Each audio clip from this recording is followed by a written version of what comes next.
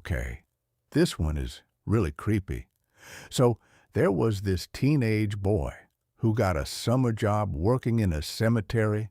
He didn't choose it. He actually hated the idea. He was scared of dead bodies. But his dad was friends with the undertaker, so he convinced him to take the job anyway. The cemetery was quiet, too quiet.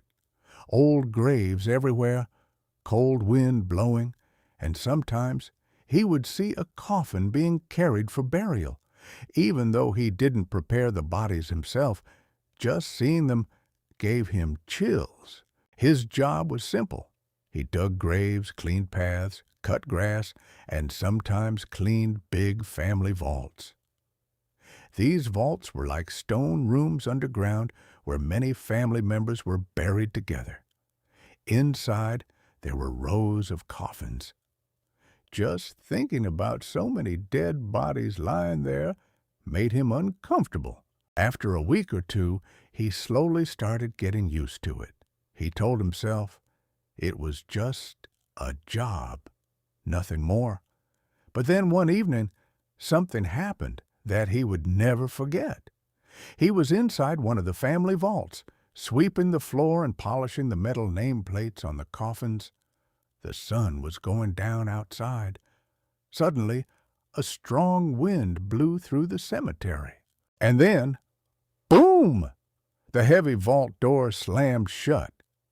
At first, he thought it was just noise. But when he ran to the door and pushed it, it wouldn't move. It was locked from the outside. He was trapped inside a stone room with coffins and dead bodies. He started screaming. He shouted for help. But the undertaker's house was far away and nobody else was there. The cemetery was empty. After some time, he stopped shouting. He knew no one could hear him. He had to think. Then he noticed a small window high above the vault door. It was open a little. That was his only chance. But it was too high to reach. He looked around at the coffins. And then he had a terrible idea. He decided to stack the coffins like steps so he could climb up to the window. Slowly, carefully, he moved them, one by one. His hands were shaking. The room felt colder and colder. When he finally stacked them high enough, he began climbing, very slowly, trying not to fall. He stepped onto the top coffin. Crack! The wood suddenly broke under his weight. His leg went straight through the coffin lid. He screamed in pain. He felt sharp stabbing in his leg. He thought broken wood and rusty nails were cutting him.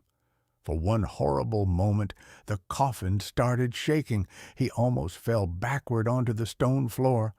But somehow he grabbed the edge of the window. He held on tight. His leg hurt badly. He could feel warm blood running down. With all his strength, he pulled his leg free. The stack of coffins crashed down loudly behind him. He dragged himself up and squeezed through the small window. Then he dropped outside onto the ground. He limped as fast as he could toward the undertaker's house and collapsed at the door. The undertaker rushed him to the hospital. At the hospital, the doctor cleaned his leg. There was blood everywhere. The boy said, "I stepped on a coffin and broken wood cut me." But the doctor looked closely at the wounds. Then he looked serious. "These are not cuts," he said slowly. "These are human bite marks." The boy felt cold all over because he remembered something very clearly. When his leg went through the coffin, he didn't feel wood first. He felt teeth, and there was no one alive inside that vault.